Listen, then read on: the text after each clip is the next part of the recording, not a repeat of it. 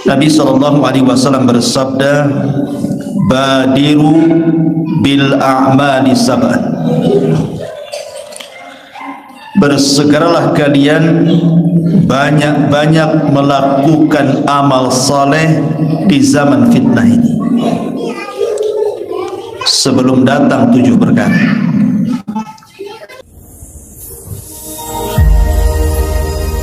Bismillahirrahmanirrahim.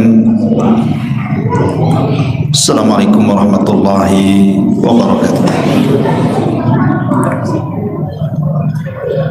Alhamdulillah wassalatu wassalamu ala rasulillah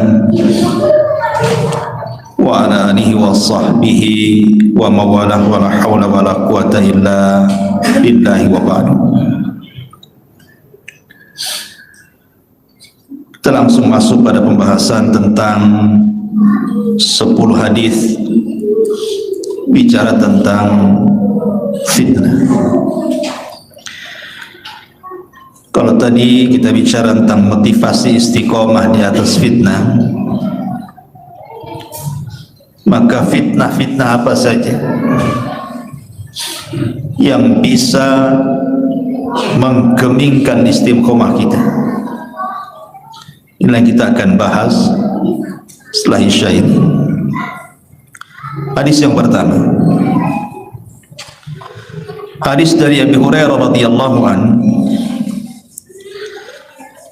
Nabi SAW bersabda, badiru bil a'mali sab'an, bersegeralah kalian banyak-banyak melakukan amal saleh di zaman fitnah ini sebelum datang 7 perkara.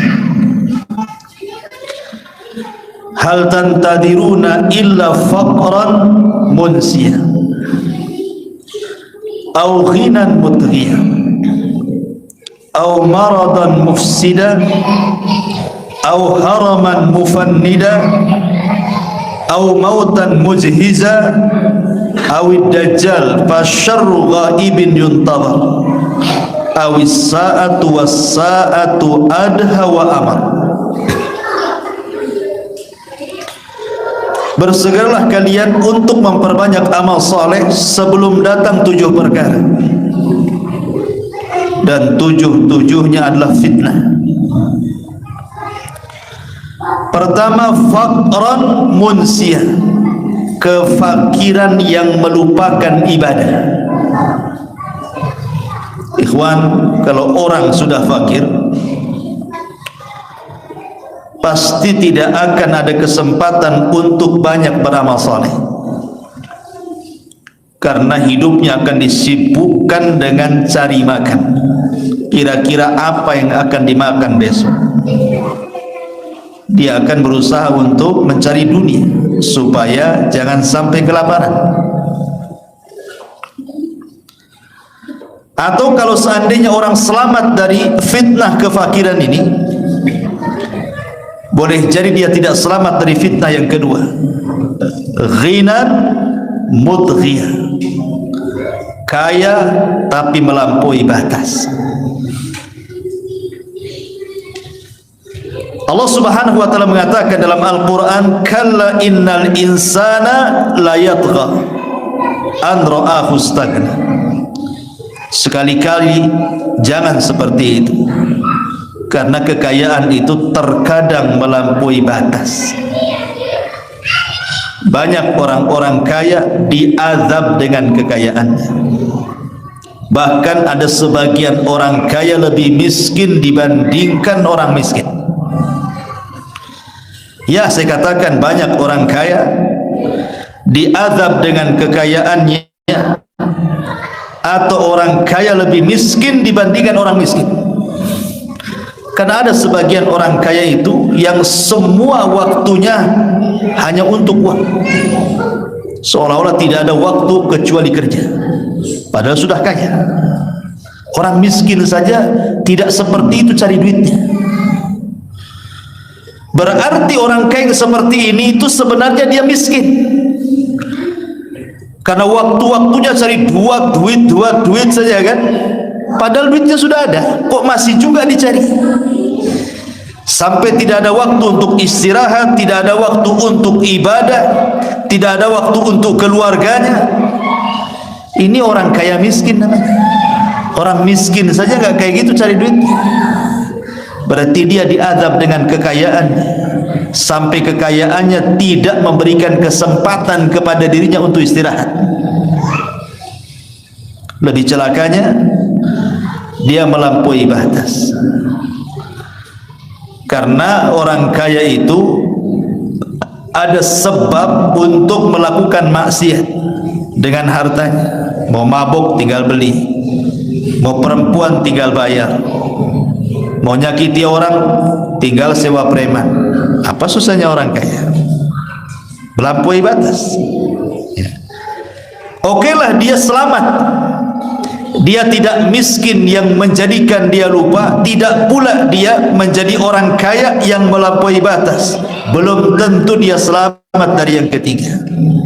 Kata Rasul, au maradan mufsida, atau sakit yang membuat dia terduduk, tidak bisa apa-apa. Kaya memang, tapi dia sakit terduduk, stroke, terbaring aja. Mau kemana? Mau ke masjid Istiqomah tak bisa, mau ngaji tak bisa, mau sholat tak bisa, umroh tak sanggup, haji apalagi. Apa yang bisa dilakukan orang sakit yang membuat dia terduduk? Oke lah, dia selamat dari yang ketiga. Dia tidak miskin, dia kaya, dan kekayaannya tidak melupakannya. Dia pun tidak sakit, sehat. Tapi apakah selamat dari yang keempat? Apa itu? Au haraman mufannida, atau kepikunan yang melupakan segalanya. Sehat badannya tapi pikun. Ditanya sholat, dia bilang sudah sholat padahal belum. Ditanya sudah makan, bilang belum padahal sudah 4 kali makan. Orang pikun. Susah orang pikun, karena orang pikun itu kayak sama orang gila. Apa yang diharapkan dari orang pikun coba? Oke, dia selamat dari pikun, dia tidak miskin, dia kaya, dan kekayaannya tidak melupakan dirinya, dia tidak sakit, juga tidak pikun. Selamat dari yang kelima? Belum tentu. Au mautan mujhiza, atau kematian yang mendadak. Siapa yang tahu kematian? Tidak ada yang tahu kematian. Kalau ada orang yang mengatakan, oh mati itu ada tanda-tandanya Ustadz. Apa tanda-tandanya? Kalau usianya sudah 60-70 tahun, sudah tua-tua, itu udah alamat mati. Jangan salah. Menurut riset, penelitian, kalau di zaman dulu ya orang tua banyak yang mati. Kalau di zaman sekarang terbalik, anak muda banyak yang mati. Orang tua itu jarang mati. Kenapa? Yang trek-trekan anak muda, yang pandai naik motor anak muda. Orang tua itu di rumah aja, naik motor pun tak bisa. Cemana mau tabrakan? Yang tabrakan tuh anak-anak muda tuh. Hari-hari yang mati di jalan itu siapa? Anak muda. Narkoba anak muda, orang mabuk anak muda, pembunuhan anak muda, tawuran anak muda. Orang tua terduduk aja di rumah, lihat cucunya yang mati. Justru sekarang anak-anak muda yang mati itu, kan itu ya. Jadi kematian itu tidak bisa diprediksi. Kadang-kadang kita ini kalau di kota sana sudah beli motor baru, remnya bagus, bannya baru, sudah lama nyetirnya, lihai, pokoknya semua sudah mantap. Di jalan pelan-pelan. Di jalan itu cuma 2 masalahnya, nabrak atau ditabrak. Mungkin kita nabrak orang atau ditabrak orang. Kita sudah hati-hati, orang yang tak hati-hati. Siapa yang bisa nyangka gitu kan? Takdir Allah itu kematian tidak ada yang tahu. Tidak ada yang tahu. Saya itu punya kawan di Batam. Malamnya ngobrol, sorenya divaksin, paginya mati. Bayangkan. Padahal orangnya tukang goes itu, nampak sehat badan, lebih sehat dia daripada saya. Habis divaksin, malamnya masuk rumah sakit, paginya innalillahi wa inna ilaihi raji'un. Siapa yang tahu? Apakah dia mati gara-gara divaksin? Tidak, mati itu sudah ditakdirkan. Walaupun nggak divaksin juga memang harus mati dia besok itu, karena sudah ditulis di Lauhil Mahfuz. Siapa yang bisa selamat dari kematian? Oke, dia tidak miskin, dia kaya, tidak melampaui batas, dia tidak sakit terduduk, dia tidak pikun, dia tidak mati mendadak. Selamat dari yang keenam, awid dajjal fasyarru ghaibun yantadhar. Belum tentu dia selamat melawan dajjal. Siapa yang bisa melawan dajjal? Tidak bisa.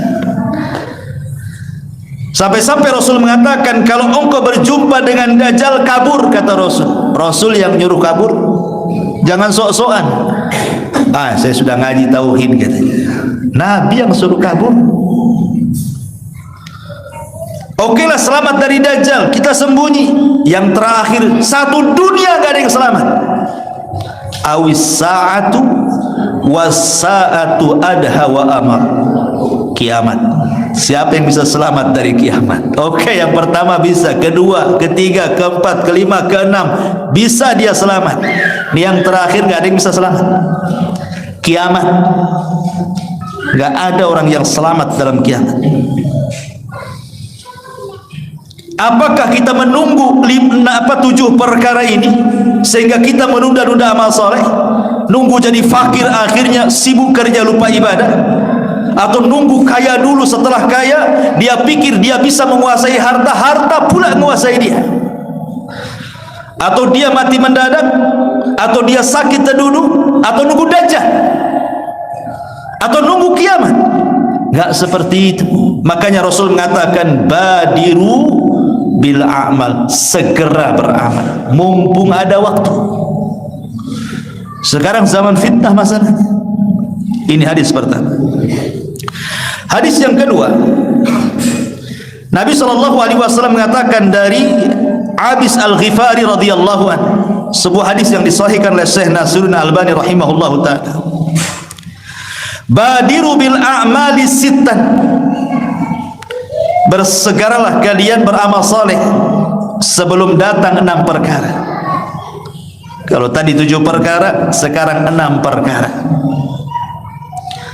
Imaratus sufaha wa kasratus syurati wa bai'ul hukmi wa istighfafan biddami wa qati'atir rahimi wa nashwun yattakhidunal qur'ana mazamira yuqaddimuna ahadakum aw ahadahum liyughanniyahu wa in kana aqalluhum fikhan.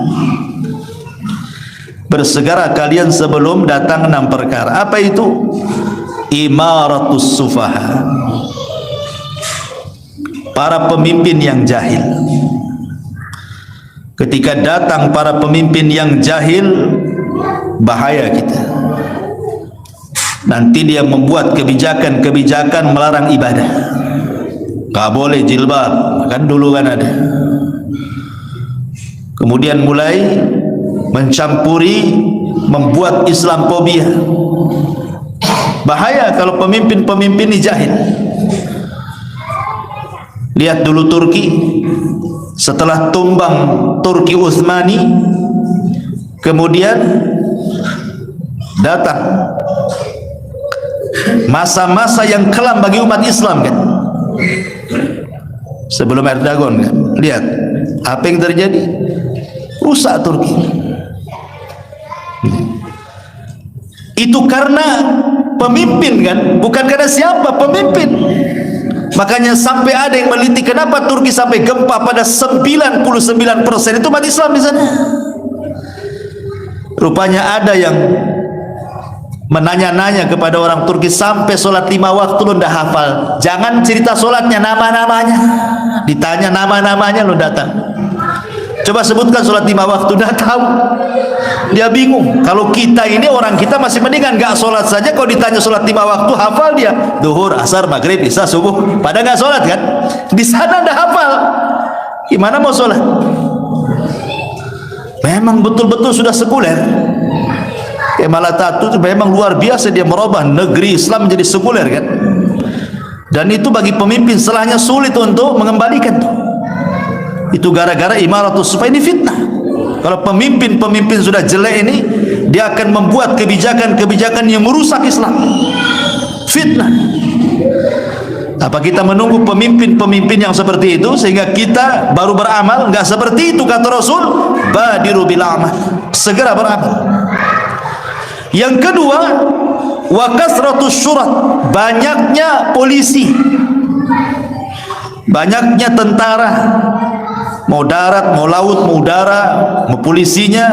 Kenapa menunjukkan banyak polisi itu? Berarti banyaknya kerusuhan, banyaknya kriminal.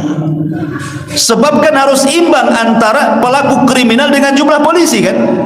Kalau polisi sedikit, kriminal banyak, macam mana itu? Rusak negara. Maka ketika banyak kriminal itu menunjukkan banyaknya kriminal, menunjukkan banyaknya polisi itu banyak kriminal. Imma kriminal itu maksudnya adalah dari orang-orang yang ditangani polisi, orang-orang awam, atau dari polisinya sendiri. Dua-duanya. Ini fitnah ya. Kemudian yang ketiga, wa bai'ul hukmi, jual beli hukum. Nah, ini dunia pengadilan nih. Bayar jaksanya, bayar hakimnya, bayar saksinya. Semua bisa terjadi di pengadilan itu. Makanya Rasul mengatakan hakim itu ada 3, 2 di neraka, 1 di sorga. Satu hakim yang mengetahui kebenaran, dia putuskan dengan kebenaran, hakim itu di sorga. Yang kedua, hakim tahu kebenaran, dia putuskan pula dengan kebatilan, masuk neraka kau. Yang ketiga, hakim jahil, putuskan pula dengan kejahilannya, batillah dia, masuk kau ke neraka. Dan kebanyakan lihat perbandingannya 1:2. Yang 1 masuk surga, yang 2 masuk neraka. Menunjukkan apa? Menunjukkan banyak hakim yang bejat dibandingkan yang baik. Karena Rasul yang ngomong seperti itu. Hakim yang tahu kebenaran, dia putuskan dengan kebenaran. Hakim yang tahu kebenaran, dia putuskan kebatilan. Hakim yang jahil dari kebenaran, otomatis dia akan putuskan dengan kebatilan. 1 di sorga, 2 masuk neraka. Dan itu disebut biaul hukmi namanya. Kemudian yang ketiga, yang keempat, istighfafan biddam, memudah-mudahkan soal darah. Dulu waktu saya di Yaman, belum ada perang di Yaman, 99% orang Yaman itu pegang senjata. Sak miskin-miskinnya orang bawa pistol di sana. Jadi jual senjata itu bebas di pasar, kayak jual handphone. Tapi selama saya belajar di sana, nggak ada orang ditembak langsung. Kalau tenggar, nembaknya ke langit, doh, gitu saja. Kalau lagi emosi itu, tembaknya ke langit, bukan ke badan dia. Tapi di Indonesia ini tidak bebas senjata, hanya militer saja dan polisi yang pegang. Tapi hari-hari banyak orang mati kena tusuk. Memang nggak ditembak, ditusuk kan itu ya, dicarok, diracun, digantung, macam-macam. Lebih banyak kematian di sini daripada di sana. Pada logikanya kalau mau bunuh-bunuhan di sana lebih banyak, senjatanya dipegang semuanya sama orang. Dan ini menunjukkan bahwa terjadi istighfafan biddam, darah itu murah, persis seperti sabda Rasul, nanti di akhir zaman itu al-qatil la yadri fima qatal wal maqtulu la yadri fima qutil. Orang yang membunuh bingung kenapa dia bisa membunuh, orang yang dibunuh lebih bingung kenapa dia bisa dibunuh. Salah apa dia? Bukankah dalam Islam itu pembunuhan itu ada caranya? Kalau dia bunuh baru dibunuh, itu disebut qisas. Kalau dia seorang yang sudah menikah kemudian dia berzina, itu disebut rajam sampai mati. Atau kalau dia murtad, kata Rasul, man baddala dinah faqtuluh, dimintai tobat, kalau tidak penggal dalam hukum Islam. Ada aturan bunuh-bunuh dalam Islam kan? Tapi sekarang tidak ada aturan. Urusan tanah satu jengkal bunuh-bunuhan, urusan waris bunuh-bunuhan, urusan tengkar anak tetangga bunuh-bunuhan. Sekarang mudah, urusan rebutan pacar bunuh-bunuhan, cemburu istri yang sudah diceraikannya diambil orang, dibunuh pula orang itu. Berkedok dukun, dibunuhnya, diracunnya orang-orang itu. Di Indonesia itu, ya Allah, paling mudah bunuh orang. Dan ini fitnah. Ya. Kemudian waqati'atir rahim, mudahnya memutus silaturahim. Mudah. Anak durhaka sama orang tua, saudara ndak akur dengan saudaranya, ponakan ndak atur dengan pamannya, bertengkar satu keluarga. Lebaran itu kayak kucing-kucingan, nggak ada ketemu. Rasanya keluarga besar itu kayak keluarga kecil, seolah-olah ndak punya keluarga. Kenapa? Saling memutus silaturahim. Dan ini sudah terjadi. Dan ini fitnah. Kemudian yang nomor 6, wa nash'un yattakhidunal qur'ana mazamir yuqaddimuna ahadahum liyughanniyahu wa in kana aqalluhum fiqha. Dan ada orang-orang mencari para qari, pembaca Quran, didatangkan untuk baca Quran, hanya didengarkan lagunya seperti dia mendengarkan musik, walaupun yang membaca Quran itu tidak tahu fikih. Bahaya. Jadi mengundang orang-orang pakar-pakar Quran itu seperti mengundang artis, hanya untuk dinikmati lagunya. Tanda-tanda kiamat. Wa nashwun yattakhidunal qur'ana mazamir, menjadikan pakar-pakar Quran itu hanya dinikmati lagunya saja, dia tidak paham isi yang dibacanya itu. Ini tanda-tanda, ini fitnah juga. Ya. Ma'asyiral muslimin yang dimuliakan Allah Azza wa Jalla, ini hadis yang kedua. Hadis yang ketiga, Nabi sallallahu alaihi wasallam, Umar bin Khattab radhiyallahu an, ketika itu pernah duduk-duduk bersama para sahabat. Di situ ada Hudzaifah bin Yaman. Hudzaifah itu seorang sahabat termasuk sirrun Nabi, pemegang rahasia Nabi.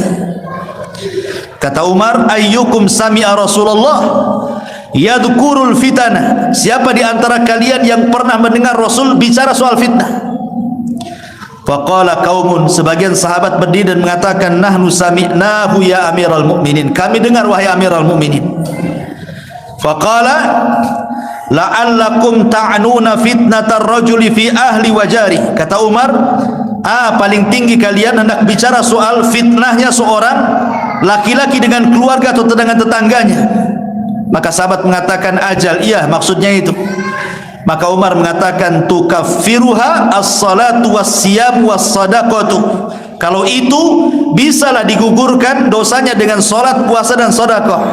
Akan tetapi yang saya tanya bukan itu, tapi fitnah kalau datang, tamuju maujil bahri, seperti gelombang dahsyat yang akan menggulung manusia. Maksudnya, Hudzaifah mengatakan, saya pernah mendengarnya. Saya pernah mendengarnya wahai Amirul Mukminin dari Nabi. Fitnah yang akan menggulung manusia seperti ombak yang sangat besar, yang tidak ada yang selamat.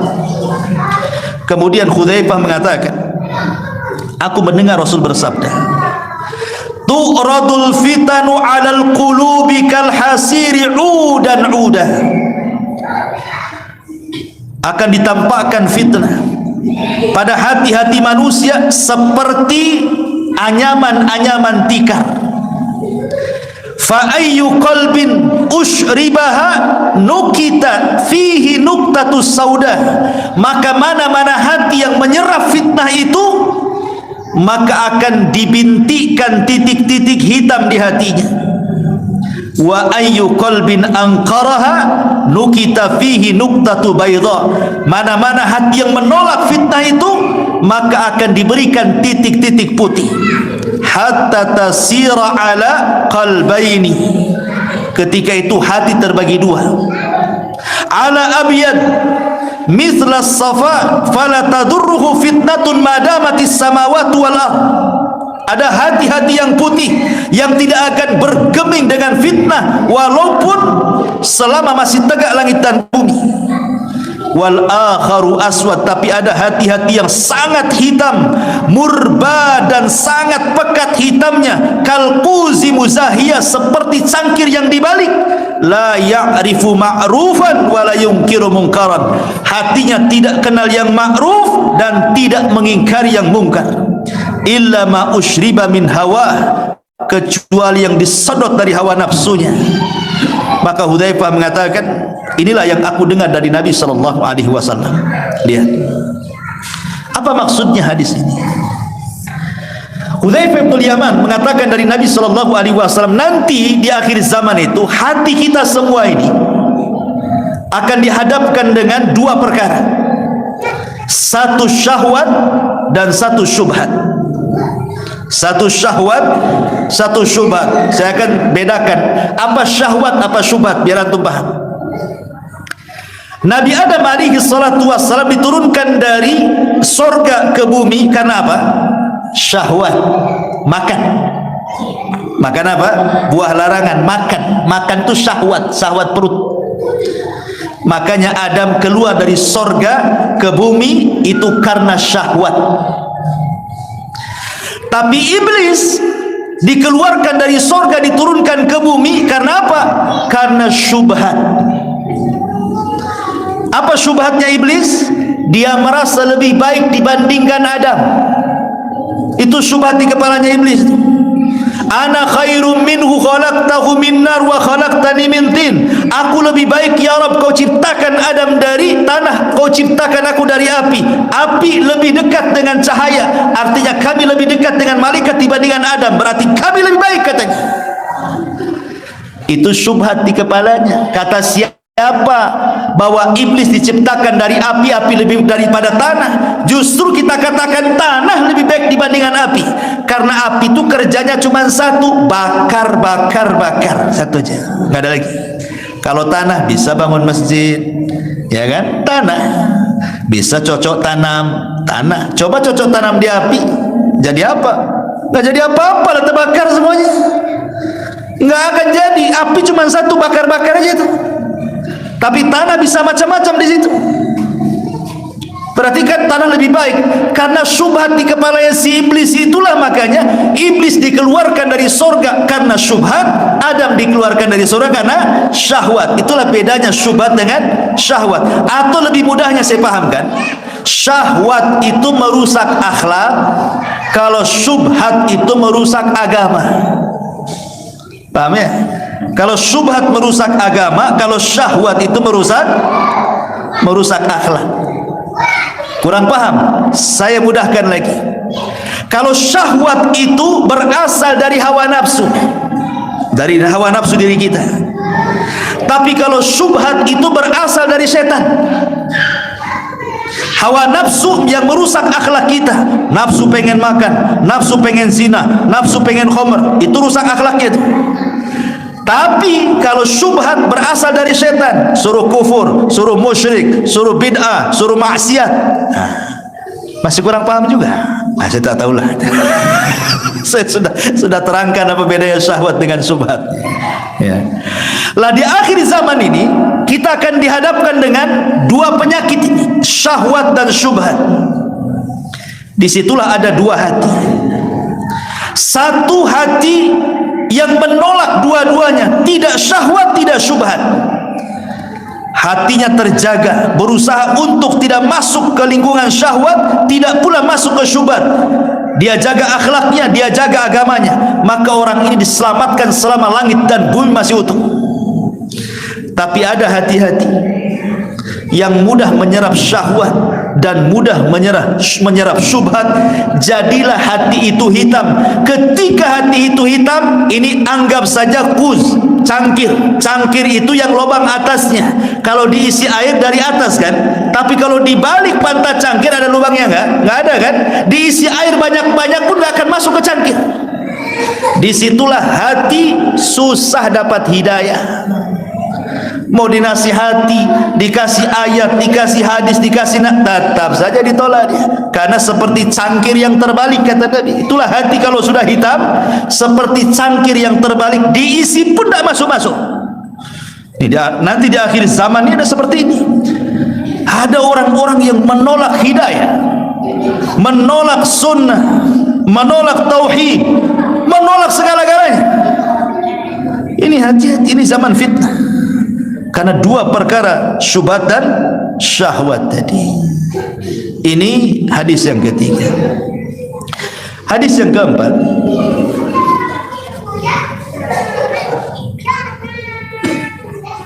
di antara fitnah yang keempat adalah fitnah al-mal. Fitnatul mal. Nabi SAW mengatakan, inna likulli ummatin fitnatun wa fitnatu ummatil malu. Sesungguhnya setiap umat itu ada fitnahnya, dan fitnah umatku, kata Rasul, adalah harta. Fitnah umatku adalah harta. Nabi sebelum meninggal, 3 hari sebelum meninggal, Nabi itu naik ke atas mimbar, dan itu khutbah terakhir. Habis itu Rasul meninggal. Salah satu penggalan khutbah Rasul itu, Rasul mengatakan apa? Wallahi, bersumpah dia, wallahi mal faqru ahsya alaikum walakin ahsya alaikum an tubsatad dunya kama busitat ala man kana qablakum fatanafasuha kama tanafasal ladzina min qablikum fatuhlikakum kama ahlakathum, kata Rasul. Aku demi Allah, bukan kefakiran yang aku takutkan kepada kalian, kata Rasul. Yang aku takutkan kalau harta dibentangkan kepada kalian, kalian mengejar harta persis seperti orang dulu mengejar harta, kemudian Allah hancurkan kalian persis seperti orang dulu Allah hancurkan. Dari sini menunjukkan bahwa harta ini terkadang bisa menjadi baik, bisa pula menjadi buruk. Mengumpulkan harta tidak tercela, mau kaya sebagaimana manapun, seberapa apapun, tidak tercela dalam Islam itu. Abu Bakar kaya, Utsman kaya, Abdurrahman bin Auf kaya. Bahkan dari 10 sahabat yang dijadikan parusaha, lebih banyak orang kaya dibandingkan orang miskin. Siapa yang mencela kekayaan? Tidak ada yang mencela kekayaan. Tapi kekayaan tercela itu kalau sampai alhaqumut takatsur hatta zurtumul maqabir. Kalau sampai melalaikan, hanya gara-gara cari dunia lupa sholat, lalai. Cari dunia lupa ngaji, cari dunia lupa baca Quran, cari dunia lupa zikir, lupa segalanya. Itu yang menjadikan harta tercela. Padahal hakikat harta itu tajbi' wa tafrik, dikumpul, habis itu ditinggal. Itulah hakikat harta. Coba kalau kita pernah mendengar ada bos apa mati kena tabrak, hartanya banyak, mati kena tabrak, tetap saja kain kafannya yang murah. Yang murah kain kafannya kan. Nggak ada kain kapan yang harga miliar, tetap juga kain kapan kiloan. Gitu. Kemudian kuburannya juga tetap segitu-segitunya, 2 kali 2,5 gitu ya. Apa yang membedakan orang kaya dan orang miskin coba kalau dikubur tuh? Tidak ada yang membedakan. Orang itu jadi mulia, ikhwan, itu bukan karena jasad. Orang itu jadi mulia karena ruh. Selama ruh itu masih di badan, disitulah orang jadi mulia. Ketika ruh keluar dari badan, nggak akan mulia lagi. Sehebat-hebatnya orang hebat di negeri kita siapa? Presiden. Coba kalau presiden dicabut ruhnya, biarkan jasadnya 1 minggu, busuk tidak? Busuk. Siapa yang mau dekat-dekat presiden lagi? Hah? Siapa yang mau dekat presiden setelah 5 hari dia mati? Nggak ada. Makanya cepat dikubur kan, biar nggak busuk. Tapi kalau masih ada ruhnya, pasti dekat-dekat. Jadikan menteri saya dong, jadikan ini, mulai dekat-dekat. Pengusaha-pengusaha itu, karena masih ada ruhnya. Orang mulia itu kan ada ruh sebenarnya. Makanya malaikat sujud itu bukan kepada jasadnya Adam, tapi kepada ruh yang ditiupkan Adam. Allah mengatakan dalam Al-Quran itu, falamma sawaituhu wa nafakhtu fihi min ruhi faqa'u lahu sajidin, kata Allah. Ketika aku sempurnakan, kata Allah, falamma sawaituhu wa nafakhtu fihi, dan aku tiupkan ruh dariku kepada Adam, semata-mata aku tiupkan ruh kepada Adam, faqa'u, sujud kalian. Jadi sujudnya malaikat kepada Adam karena ruh dimasukkan. Jadi malaikat itu karena menghormati ruhnya Adam. Barulah orang itu kalau masih ada ruhnya mulia dia. Karena kalau ada ruhnya, pakaiannya macam-macam. Dia bisa ganti-ganti pakaian kan? Tapi kalau sudah orang mati, pakaian cuma satu putih aja. Nggak ada orang mati itu aneh yang satu ini karena dia suka batik, kita pakai batik aja lah. Nggak ada orang kain kapan warna batik. Selama ada yang putih, pasti yang putih. Walaupun dia punya pabrik batik. Ya kan? Karena semua sama. Makanya ulama membahasakan harta itu tajmi wa tafrik, dikumpulkan habis itu ditinggalkan. Ahli waris itu sedih, hari pertama saja sedih, nangis, bapaknya meninggal. Masya Allah, lupa dengan hartanya bapak, yang ingat bapaknya saja. Itu hari pertama, nangis satu ember. Hari kedua, masih sedih. Hari ketiga, mulai tanya sertifikat, tanya berangkas, tanya notaris, mana harta bapak. Mulai, ya. Begitu manusia. Hari pertama saja sedih itu. Hari kedua, ketiga itu sibuk rebutan itu. Makanya Rasul mengatakan maluka wa maluka, hartamu, kata Rasul, ma akalta fa afnaita wa ma labista fa ablaita wa ma tasaddaqta fa abqaita, kata Rasul. Hartamu yang kau makan ludes, yang kau pakai usang, yang kau sedekahkan itu yang sebenarnya hartamu, kata Rasul. Subhanallah, fitnah harta ini luar biasa. Ma'asyiral muslimin yang dimuliakan Allah Azza wa Jalla. Kemudian yang nomor 5, fitnatul jah. Ini lebih bahaya lagi. Fitnah kedudukan, kehormatan, pangkat, jabatan, kemuliaan. Kata Nabi sallallahu alaihi wasallam dalam hadis yang dikeluarkan Imam Ahmad dalam musnadnya, ma dhibani ja'iani ursila fi ghanamin bi afsadalaha min hirsil mar'i alal mal wasyarafi lidini. Kata Nabi sallallahu alaihi wasallam, kalau ada dua serigala yang lapar nih, satu minggu belum makan nih serigala ini, dua lagi, kemudian ditampakkan satu kambing di hadapannya, kira-kira apa yang terjadi? Habis gak kambing itu? Pasti habis diserang, dicabik-cabik dia. Namanya lapar dua serigala ini, nampak seekor kambing, pasti habis dibantai dia, dicabik dia, dimakan dia. Kata Rasul, kalau ada kambing yang dicabik dua serigala lapar, itu tidak lebih rusak kondisinya dibandingkan seorang manusia yang terlalu semangat mengejar harta dan kedudukan serta kemuliaan di dunia. Ini lebih bahaya. Kenapa? Kalau kambing dimakan serigala, dia aja yang korban satu. Tapi manusia yang serakah, semua disikut dia. Kalau manusia sudah serakah dengan kekuasaan, serakah dengan pangkat jabatan, serakah dengan ingin terkenal, ingin dihargai, ingin dipuji, ingin disambut, ingin disanjung, ingin dihilangkan, semuanya. Kalau sudah ada nih watak-watak seperti bahaya. Dia bisa sikut kanan kiri, sikat kanan kiri, dia bisa bunuh orang, zalimi orang, yang penting dia naik. Korbannya bukan satu, banyak orang. Ini fitnah. Kata Nabi, ini fitnah besar yang seperti ini. Masyarul muslimin. Kemudian yang nomor 7, fitnatuz zaujati wa fitnatul aulad, fitnah keluarga, fitnah istri, keluarga, anak-anak.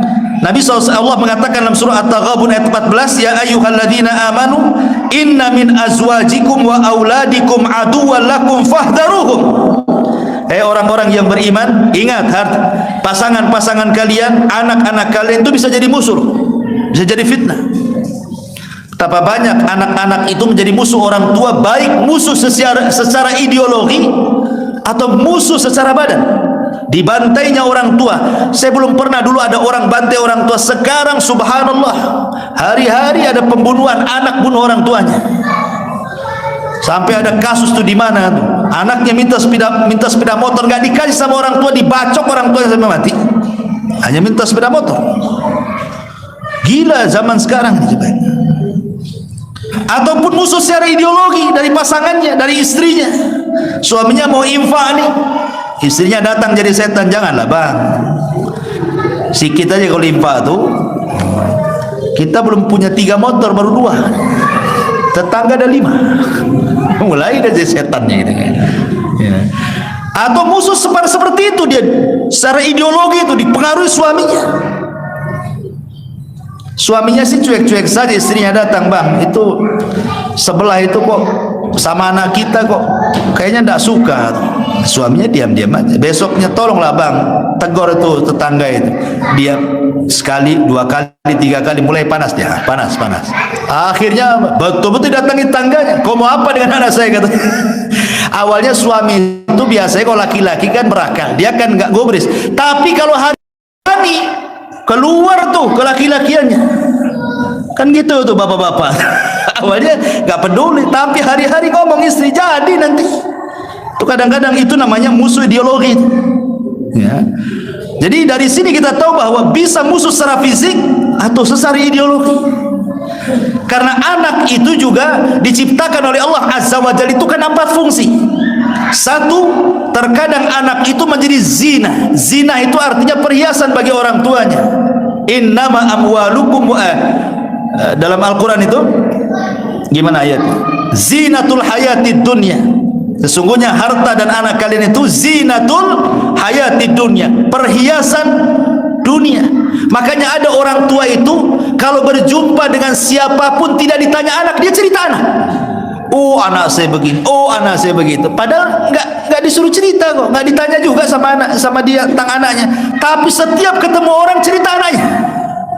Karena anak itu terkadang menjadi zina, perhiasan, kebanggaan, dibangga-banggakan anaknya. Walaupun tidak sholat, yang penting anaknya dokter, yang penting insinyur, yang penting kerjanya bagus, nggak peduli. Itu namanya kebanggaan, dibangga-banggakan. Disentil saja anaknya marah orang tuanya. Itu 1. Yang kedua, jadi fitnah. Ini orang tuanya dari kecil sudah cita-cita anak saya harus jadi ustaz, harus jadi ustazah, sampai dia hutang sana kemari, kau mondok na sana, kau sekolah agama sana. Sudah jor-joran habis-habisan orang tua itu ngarahkan anak, sudah mondok, anaknya sudah sekolah tinggi-tinggi, bukannya berbakti, kurang ajar pula dia. Fitnah. Terkadang jadi fitnah untuk menguji orang tuanya kesabarannya. Atau yang ketiga, musuh seperti ayat yang tadi, betul-betul bukan fitnah, jadi musuh lagi. Dibantainya orang tuanya, dipukulnya orang tuanya, dimaki, dibentah.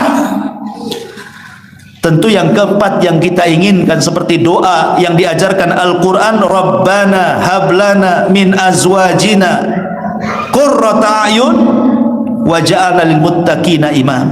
Rabbana hablana min azwajina wa dzurriyyatina qurrata a'yun waja'alna lil muttaqina imam. Ya Allah, jadikan pasangan kami dan anak turunan kami qurrata a'yun, penyejuk mata, senang dipandang di dunia dan akan menyenangkan di akhirat. Itulah qurratul a'yun. Ya, untuk menjadikan anak seperti ya tentu ya harus betul-betul diawali dari awal, cari pasangan yang bagus. Bukan setelah punya anak, dari mulai cari pasangan. Fadfar bidzati din taribat yadak, cari yang bagus agamanya, kan itu. Anak-anak muda nih.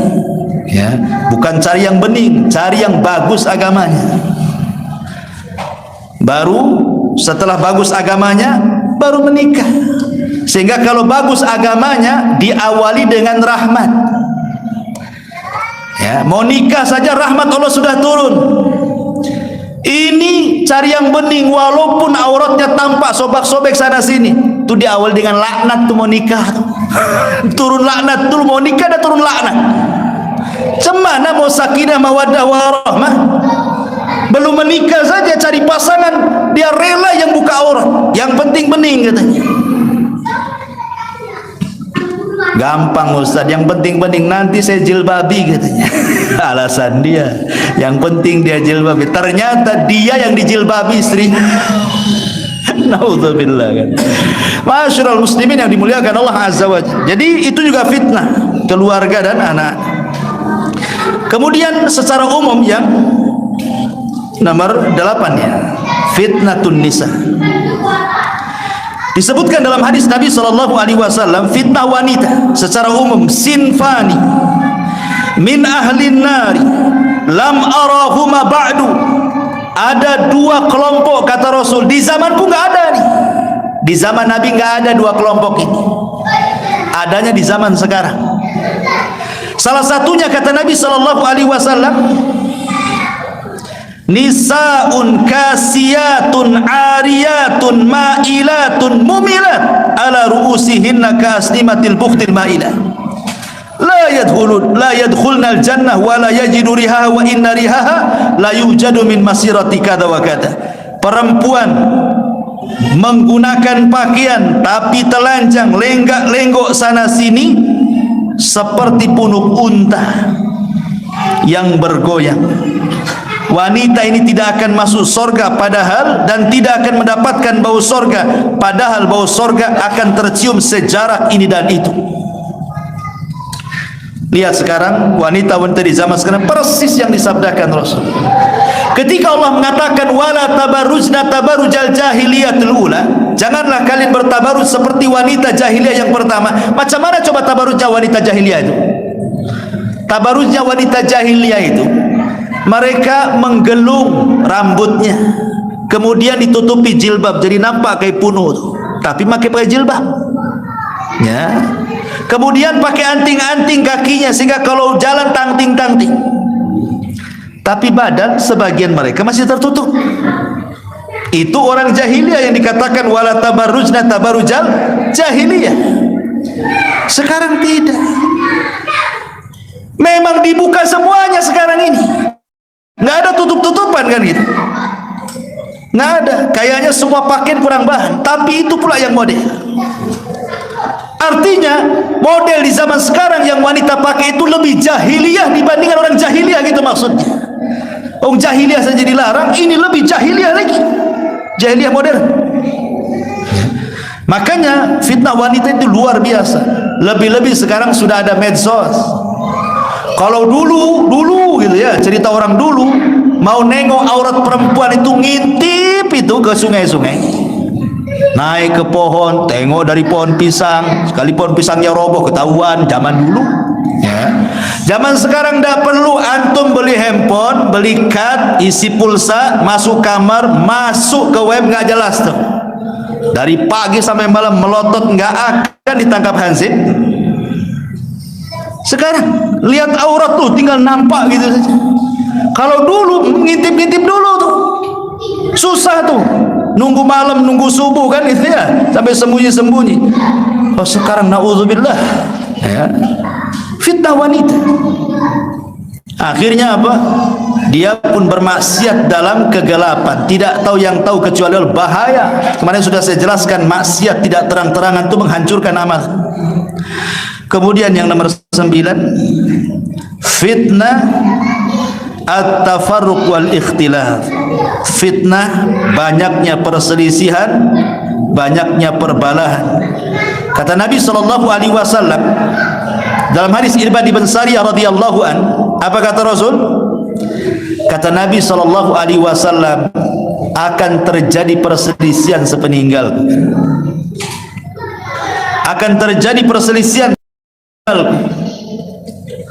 Kemudian kata Rasul, fa'alaikum bisunnati wa sunnatil khulafa'ir rasyidin al mahdiyyin, addu alaikum bin nawajib. akan terjadi sepeninggalku perselisihan. Betul, ninggal Nabi saja Muhajirin Ansor berselisih.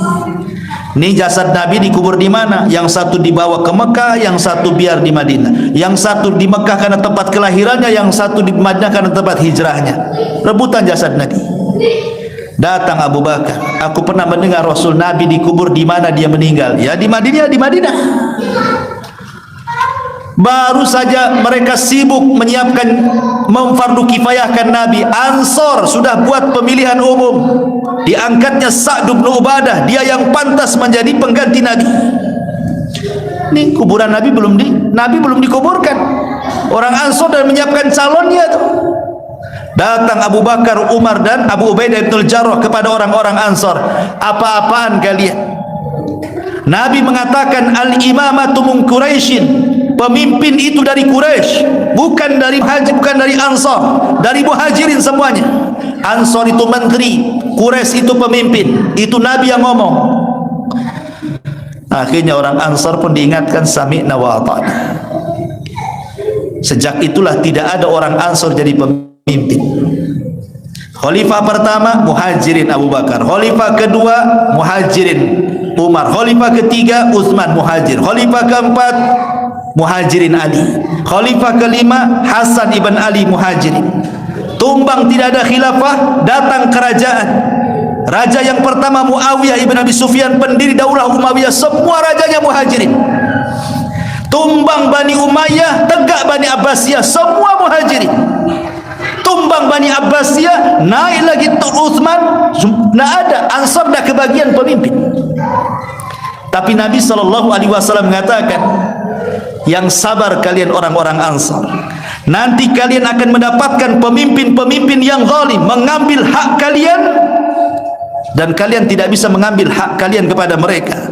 Tapi sebagai imbalannya, aku tunggu kalian di telagaku. Maka yang pertama kali meminum telaga Rasul adalah orang-orang Ansar, karena dia tidak ada yang jadi pemimpin, semua pemimpin Muhajir. Ya, karena Rasul yang mengatakan seperti itu. Kesabaran orang-orang Ansar, dan tidak memberontak juga orang-orang Ansar, tahu diri mereka. Masyarul muslimin yang dimuliakan Allah Azza wa Jalla, karena namanya perpecahan itu tidak baik. Tapi sekarang lihat, perpecahan itu luar biasa. Satu masjid berpecah, satu yayasan berpecah, satu ormas berpecah, apalagi partai, makin lagi perpecahannya lebih hebat lagi. Itulah fitnah tafarruq. Yang nomor 10 yang terakhir adalah fitnah agama, fitnatuddin. Nabi SAW berdoa yang sering didoakan, wala taj'al musibatana fi dinina. Ya Allah, jangan jadikan musibah yang kau timpakan kepada kami mengenai agama kami.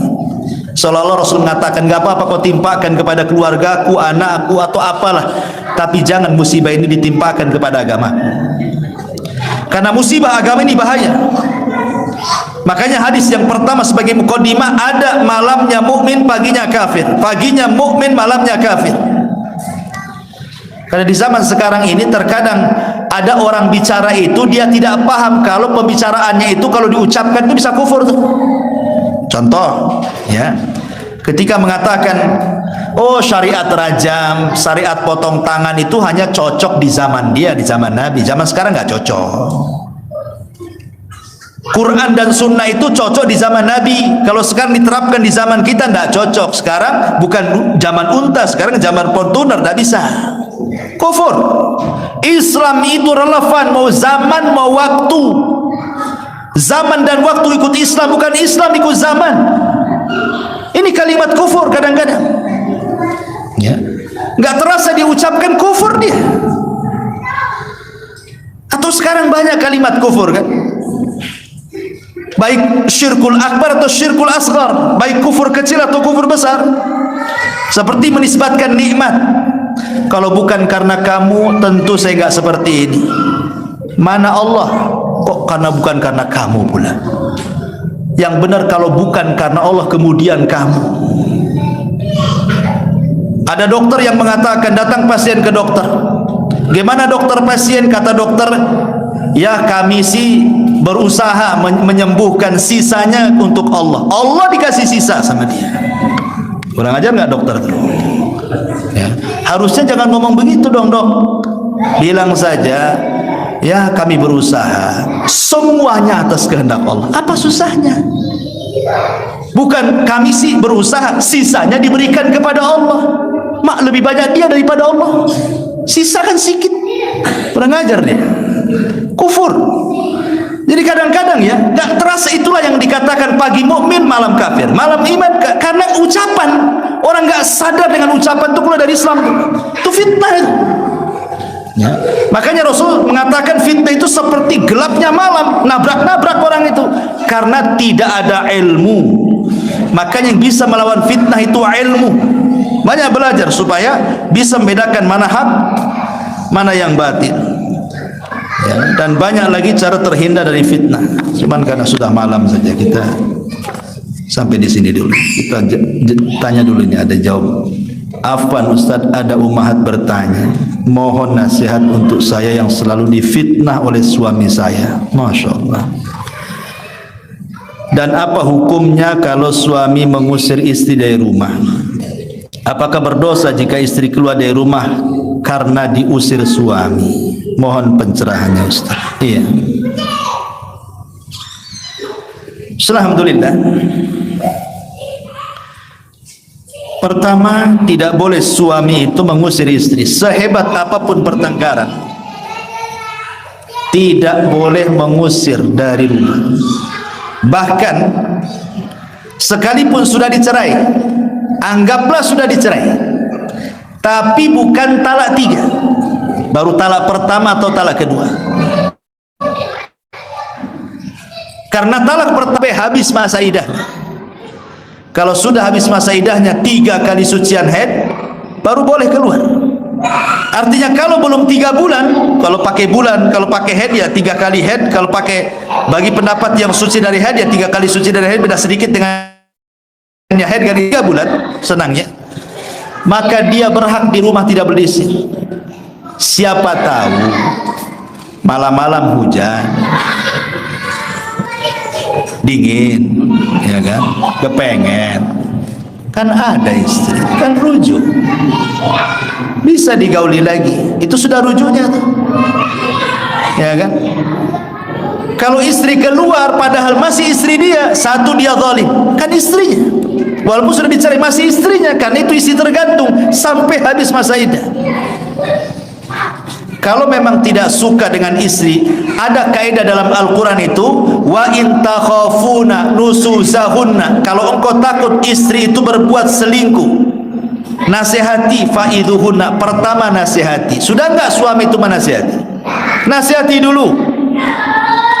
Kalau dinasihati degil juga, masih juga. Apa kata Allah? Wahjuruhunna fil madaji, pisah ranjang, biar istri tidur di kamar, antum tidur di gudang. Apa-apa, kan masih satu rumah, ya. Yang penting atau punggung-punggungan istri. Artinya nggak usah pisah ranjang itu, jauhi, jangan berhubungan. Kalau istri berakal sakit itu. Kalau istri itu berakal, antum gitukan, itu sakit hati. Masalahnya istri zaman sekarang nggak berakal, ya kan? Jadi kalau suami itu pisah dengan istri, memang itu yang dicari istri, kau jauh-jauhlah sana katanya. Ini kedua. Kalau juga sudah pisah ranjang, tak mau juga dia, maka yang ketiga, wadribuhun, boleh memukul. Itu pukulan formalitas saja. Seperti apa kata Rasul? Seperti pukulan dengan siwak. Siwak kan kecil, ya, atau pakai bantal dipukul, itu sudah ngeri lah, sudah nggak bisa dinasihati. Pukulnya pakai bantal pantatnya, ini sudah las, berarti sudah tidak bisa lagi berjumpa, artinya nggak cocok, berarti tinggal satu langkah lagi. Fab'athu hakaman min ahlihi wa hakama min ahliya, utus 2 keluarga, yang laki-laki utus keluarganya, yang perempuan utus keluarganya, berunding kalian. Terus apa pisah? Kalau sudah dua keluarga berjumpa, ndak mau juga, ndak tetap juga degil, ndak mau, harus pisah, mau diapakan lagi? Berarti jalan terakhir kemana? Ke pengadilan. Nanti pengadilan kan ada sidang mediasi. Nanti pengadilan nanya, layak nggak bercerai atau tidak layak. Kalau pengadilan sudah ngetuk palu, ya mau diapakan lagi? Las itu terakhir. Artinya bahwa adalah tahap-tahap di situ dalam berumah tangga itu. Ini juga pertanyaannya kan umum. Mohon nasihatnya Ustaz, saya selalu difitnah oleh suami.